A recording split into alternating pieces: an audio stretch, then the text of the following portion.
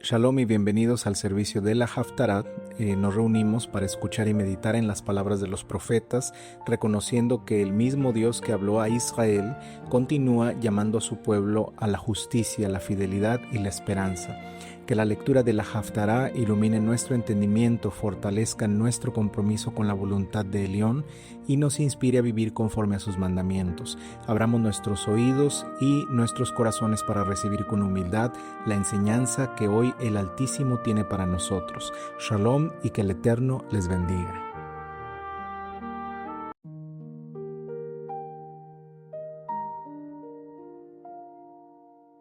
Baruch ata Elyon shenatata lanu chaim v'hirsheita lanu lehitkanes hayom la'avodotcha. Amen.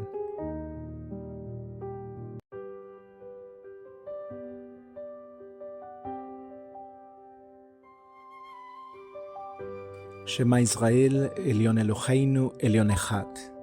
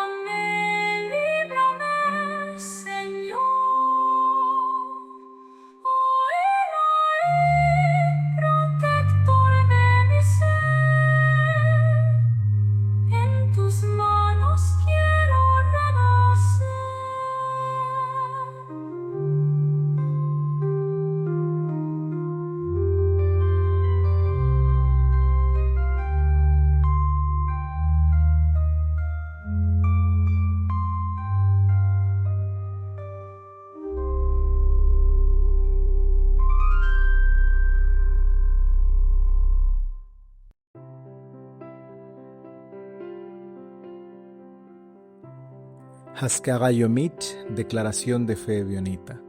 Todo ebionita debe recordar estas remembranzas. Número 1, solo hay que adorar a El Elión, el Dios Altísimo. Número 2, la liberación de la esclavitud en Egipto. Número 3, el Shabbat y las fiestas. Número 4, los 10 mandamientos entregados al pueblo en el Sinaí. Número 5, que la Mikra, la Biblia, es sagrada. Número 6, que el Elyon castigará y premiará a quienes así lo merezcan en el futuro. Y número 7, que la redención vendrá cuando sea el tiempo señalado por el Elyon.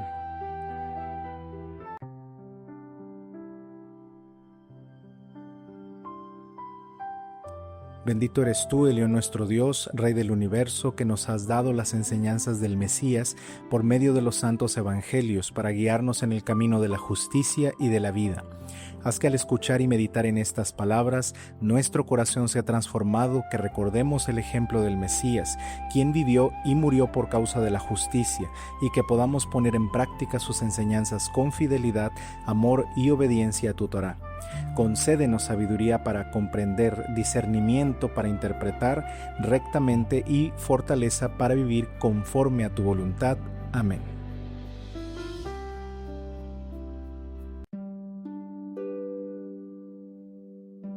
Bendito eres tú, Elyon nuestro Dios, porque nos has ordenado leer la Mikra. Amén. Pasemos ahora a la Haftará, la lectura de Mordejai 11 del 1 al 33. Cuando se iban acercando a Jerusalén junto a Bet-Pagé y Bet-Jiní, frente al monte de los olivos, Yehoshua envió a 2 de sus discípulos y les dijo: vayan a la aldea que está frente a ustedes y enseguida que entren allí hallarán un burrito amarrado, en el que ningún hombre se ha montado nunca. Desátenlo y tráiganlo. Y si alguien les pregunta ¿por qué hacen esto?, díganle: el maestro lo necesita, pero lo devolverá pronto. Ellos fueron y hallaron el burrito atado en la puerta, afuera, en la esquina de una calle, y lo desataron. Algunos de los que estaban allí les dijeron: ¿Qué hacen desatando ese burro? Ellos les dijeron tal como Yehoshua les había indicado y los dejaron ir. Le trajeron el burrito a Yehoshua, le pusieron encima sus mantos y él se montó sobre él. Muchos tendieron sus mantos por el camino y otros cortaban ramas de árboles y de palmeras. Los que iban delante y los que lo seguían aclamaban: Hoshiana. Hoshiana, bendito el que viene en el nombre de Adonai. Bendito el reino venidero que de nuestro padre David. Hoshiana en las alturas. Yehoshua entró en Jerusalén, en el templo, y después de mirar todo alrededor, como a la hora que ya era avanzada, salió para Bet-Jiní con los 12.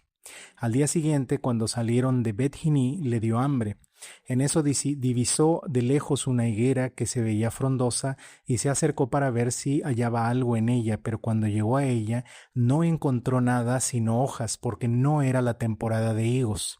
Entonces Yehoshua le dijo a la higuera: nunca jamás coma nadie más de tu fruto. Y lo oyeron sus discípulos. Llegaron a Jerusalén y Yehoshua entró en el templo y comenzó a echar fuera a los que vendían y a los que compraban en el templo. Volcó las mesas de los cambistas y las sillas de los que vendían palomas, y no permitía que nadie cruzara por el templo llevando utensilio alguno. Y se puso a reprocharlos diciendo: ¿acaso no está escrito: mi casa será llamada casa de oración para todas las naciones? Pero ustedes la han convertido en una cueva de ladrones. Los principales sacerdotes y los escribas lo oyeron y empezaron a buscar cómo matarlo, porque le tenían miedo, pues todo el pueblo estaba maravillado de su enseñanza. Al caer la tarde, Yehoshua y los suyos salieron de la ciudad. Por la mañana, cuando pasaban por allí, vieron que la higuera se había secado desde las raíces. Entonces Kefá se acordó de aquello y le dijo: Rabí, mira, la higuera que maldijiste se ha secado. En respuesta, Yehoshua les dijo: tengan fe en Elohim. En verdad les digo que cualquiera que le diga a este monte: quítate y arrójate al mar, y que no dude en su corazón, sino que crea que se va a cumplir lo que dice, así le sucederá. Por eso les digo que todo lo que pidan en oración, crean que lo han recibido y lo obtendrán. Y cuando se pongan de pie para orar, si tienen algo contra alguien, perdónenlo, para que su Padre que está en los cielos también los perdone a ustedes sus ofensas. Pero si ustedes no perdonan, tampoco su Padre que está en el cielo les perdonará sus ofensas. En eso llegaron otra vez a Jerusalén. Luego, mientras él andaba por el templo, se acercaron a él los principales sacerdotes, los escribas y los ancianos, y le preguntaron: ¿con qué autoridad haces estas cosas? ¿Y quién te dio la autoridad para hacer tales cosas? Entonces Yehoshua les dijo, yo les voy a hacer una pregunta, respóndanme y yo les diré con qué autoridad hago estas cosas. ¿La inmersión de Yohanan era del cielo o de los hombres? Contéstenme. Entonces ellos razonaban entre sí diciendo, si decimos que del cielo dirá, ¿por qué entonces no le creyeron? Pero le vamos a decir que de los hombres, pues le temían al pueblo, porque todos consideraban que verdaderamente Yohanan era un profeta. De manera que le dijeron en respuesta, no lo sabemos. Y Yehoshua les dijo, pues yo tampoco les digo con qué autoridad hago estas cosas. Bendito eres tú, Elio nuestro Dios, porque nos has ordenado leer la Mikra. Amén. Ahora pasemos a la derashá de Marcos, capítulo 11, versículos 1 al 33. Esta es la explicación de la lectura que acabamos de hacer ahorita de la Haftará. Nos acercamos a Marcos capítulo 11, un capítulo que marca el inicio de los últimos acontecimientos de la vida terrenal de Yehoshua o del Maestro Jesús antes de su pasión. Sin embargo, este capítulo no es simplemente una narración histórica, es una poderosa enseñanza sobre la verdadera naturaleza del reino de Dios. La diferencia entre apariencia y realidad espiritual, el peligro de la religiosidad vacía, el poder de la fe auténtica y la autoridad que procede del cielo. Cada escena está conectada con las demás como los hilos de un mismo tejido. La entrada en Jerusalén, la higuera, la purificación del templo y la confrontación con las autoridades religiosas forman una sola lección profética. El relato comienza cuando Yehoshua, se acerca a Jerusalén desde Betfagé y Betania, cerca del Monte de los Olivos. Desde una perspectiva histórica y arqueológica, este lugar tiene una enorme importancia. El Monte de los Olivos se eleva al este de Jerusalén y ofrece una vista completa del templo. Era un lugar asociado con la esperanza mesiánica. De hecho, hasta la fecha, en esa zona del Monte de los Olivos hay un cementerio y la gente que es de religión judía se pelea por comprar una pequeña parcela o un pequeño terreno ahí para enterrar a sus muertos o para ser enterrados ellos, porque tienen la creencia de que cuando llegue el Mesías, las personas que estén enterradas en ese cementerio serán los primeros en resucitar. El profeta Zacarías había declarado que en el día de la intervención divina sus pies se afirmarán sobre el monte de los olivos, dice Zacarías 14:4. Cada peregrino que subía a Jerusalén para las fiestas contemplaba aquella montaña cargada de simbolismo. Yehoshua, el Maestro Jesús, envía a 2 de sus discípulos para traer un pollino o un burrito que nadie había montado jamás. Esto no es casualidad. En el mundo antiguo, los animales reservados para funciones sagradas o para la monarquía no debían haber sido usados previamente. Lo mismo lo observamos en Números respecto a la vaca roja o en Primera de Samuel respecto a ciertos animales destinados al servicio divino. Aquí aparece un principio teológico importante. El reino de León merece lo mejor y lo apartado para él. Cuando el Maestro Jesús entra montado sobre este burrito, está cumpliendo conscientemente la profecía de Zacarías. He aquí tu rey vendrá a ti, justo y salvador, humilde y cabalgando sobre un asno, dice Zacarías 9:9. Pero observemos algo profundamente espiritual. Los reyes de las naciones entraban montados en caballos de guerra y con grandes procesiones. Los conquistadores romanos entraban con ejércitos. Yehoshua entra sobre un animal humilde. Aquí encontramos una enseñanza ética inmensa. La verdadera autoridad no necesita ostentación. La verdadera grandeza no necesita exhibirse. La verdadera fuerza puede caminar vestida de humildad. Como dice Proverbios, antes de la honra está la humildad. Dice Proverbios 15:33. La multitud extiende mantos y ramas en el camino y grita, Hosana. Bendito el que viene en el nombre de Adonai. La palabra Hosana proviene del hebreo Hoshiana. que significa sálvanos ahora o por favor sálvanos. Originalmente era una súplica tomada del Salmo 118. Con el tiempo se convirtió también en una expresión de celebración. Lingüísticamente esto es hermoso porque la multitud está proclamando salvación mientras el monarca entra en la ciudad. Es parecido a lo que hacían los romanos, que decían Ave César, que era como salve César. Es lo mismo, este era como pedirle al rey que los salvara. Pero aquí aparece una advertencia psicológica. Muchas personas quieren la salvación de Dios sin aceptar el gobierno de Dios. Quieren liberación sin transformación. Quieren bendiciones sin obediencia. La misma ciudad que hoy aclama pronto rechazará a Jesús. La emoción colectiva puede ser sincera, pero puede ser superficial también. La fe verdadera permanece incluso cuando desaparecen las emociones. Después de entrar en Jerusalén, Yehoshua, o el Maestro Jesús, va al templo y observa todo cuidadosamente. Este detalle suele pasar desapercibido. Él no actúa inmediatamente, observa, discierne y evalúa. ¿Cuántos problemas evitaríamos si imitáramos este principio? La sabiduría bíblica no reacciona impulsivamente. Primero observa, como enseña Ben Sirá, antes de hablar, aprende, dice Ben Sirá 18:19. Al día siguiente aparece el episodio de la higuera. Jesús busca fruto y no encuentra nada. Es cierto que no es temporada, es decir, no tenía por qué tener nada, pero la higuera era engañosa. Dice el texto que ya estaba frondosa y pues aparentaba ya haber dado frutos. Muchos lectores modernos se preguntan por qué parece tan severo con un árbol. Pero la clave está en el simbolismo profético. En la liturgia hebrea, la higuera representa frecuentemente a Israel. Oseas, Jeremías y Miqueas utilizan esta imagen o este símbolo. La higuera es la casa de Israel o los hijos de Israel. La higuera tenía hojas abundantes, esta que se topó Jesús. Parecía saludable, parecía productiva, pero no tenía fruto. Esta es la verdadera lección. El problema no era la ausencia de apariencia, tenía muy buena apariencia, era la ausencia de fruto. Espiritualmente esto es una advertencia para todas las generaciones. Es posible tener hojas religiosas, conocimiento bíblico, lenguaje espiritual, costumbres religiosas y aún así carecer de fruto. Como dice Isaías, este pueblo me honra con sus labios, pero su corazón está muy lejos de mí. Dice Isaías 29:13. Y aquí encontramos una alajá práctica para la vida diaria. No pregunte solamente qué apariencia tiene mi fe. Pregunta, ¿qué fruto está produciendo mi fe?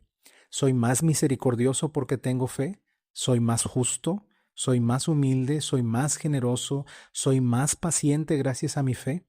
Porque el león busca fruto, no solamente follaje, no solamente que aparentemos ser personas piadosas, sino que lo seamos de verdad.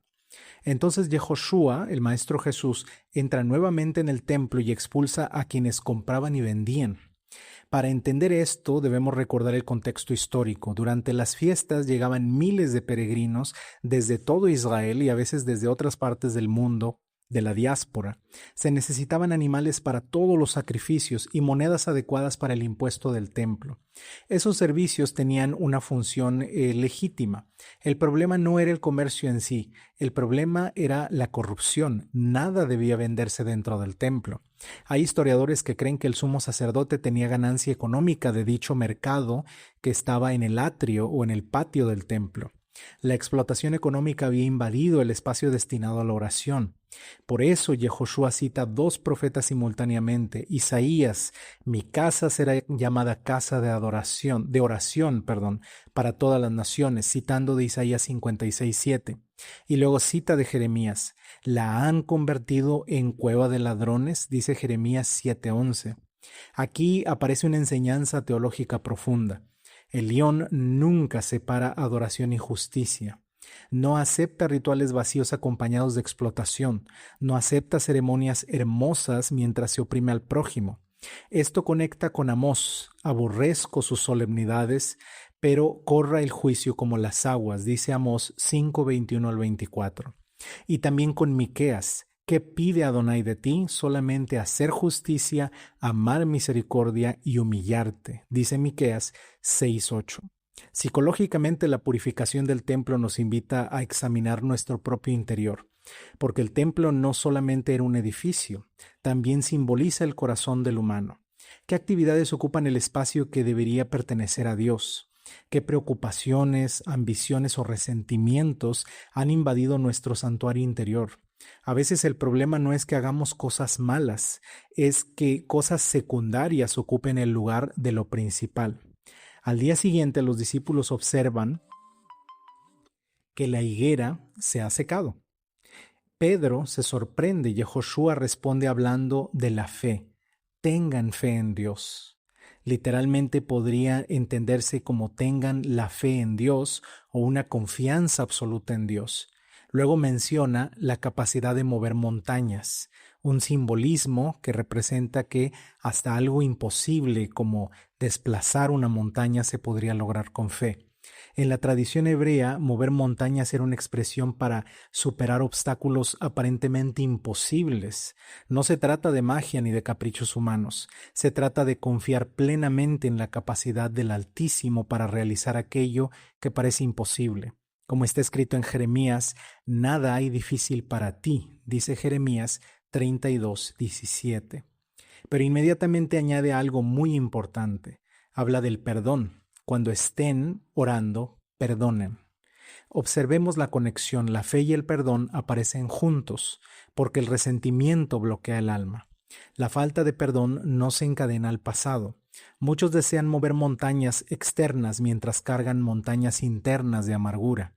La verdadera libertad espiritual requiere ambas cosas: fe para confiar y misericordia para perdonar. Esto conecta con José, perdonando a sus hermanos, con David, perdonando al rey Saúl, y con las enseñanzas constantes de los profetas acerca de la compasión. Finalmente, las autoridades religiosas confrontan a Yehoshua y le preguntan: ¿con qué autoridad haces estas cosas? La pregunta parece legítima. Un día antes o un tiempo antes, Jesús había corrido a los mercaderes y a los compradores del patio del templo. Solamente una persona con autoridad, con verdadera autoridad monárquica o de Dios podía hacer algo así. Pero Yehoshua responde preguntando acerca de Juan el Bautista. ¿Por qué? Porque el problema no era la falta de información, era falta de disposición. Ya tenían suficiente evidencia de quién era Jesús y quién era Juan. Lo que faltaba era voluntad para aceptar la verdad. Y aquí encontramos una enseñanza psicológica muy profunda. Muchas veces las personas no rechazan la verdad porque no la entiendan, la rechazan porque implicaría cambiar.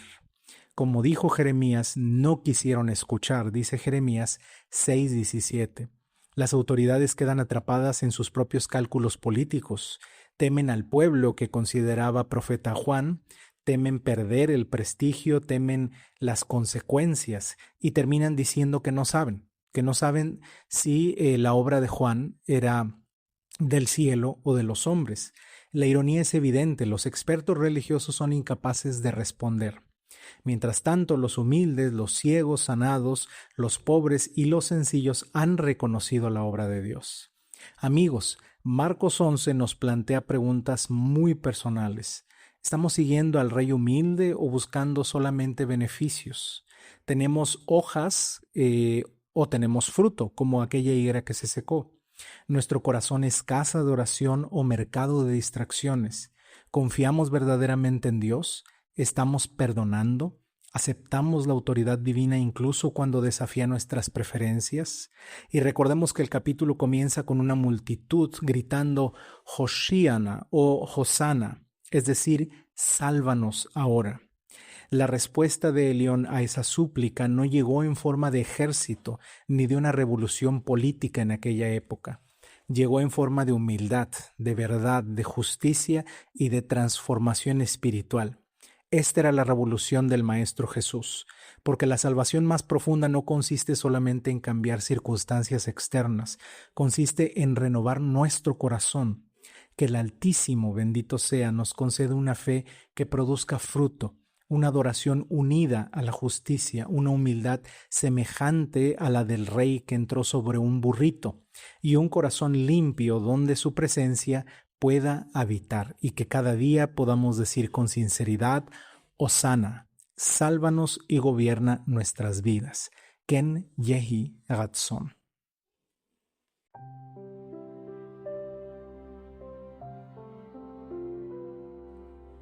Bendito eres tú, Elión, nuestro Dios, Rey del universo, que nos has permitido escuchar la enseñanza de tu Mesías y meditar en las palabras de los santos evangelios. Recibe nuestro compromiso de guardar tus mandamientos y de permanecer fieles a las enseñanzas del Maestro Jesús. Que la sabiduría recibida hoy dé fruto en nuestras obras y nos fortalezca para caminar en justicia, misericordia y verdad todos los días de nuestra vida. Que esta enseñanza permanezca siempre en nuestro corazón como un recordatorio de tu voluntad y que vivamos con la esperanza de la vida eterna que prometiste a quienes perseveran en la obediencia y en la fidelidad. Amén.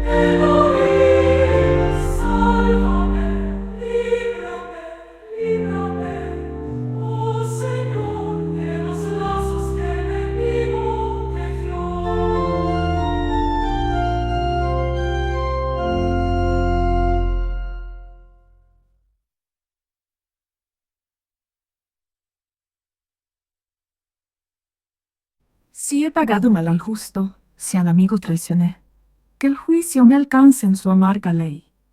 Pero si mi camino es recto, si mi fe es un refugio cierto, tú mi escudo serás, mi protector eterno.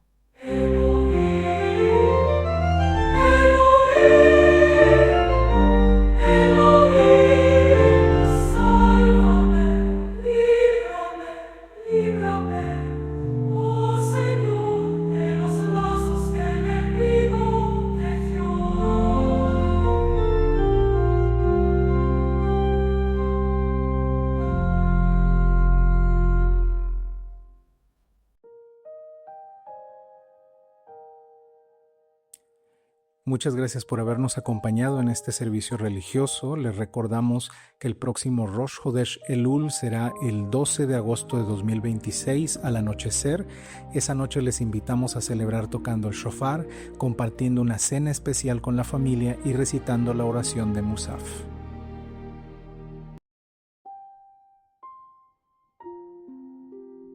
Elión Yevarech beyeshmor etchem kulchem, yair Elión panav alechem bichonechem, yiza Elión alechem tzilo beyetim lachem shalom amen.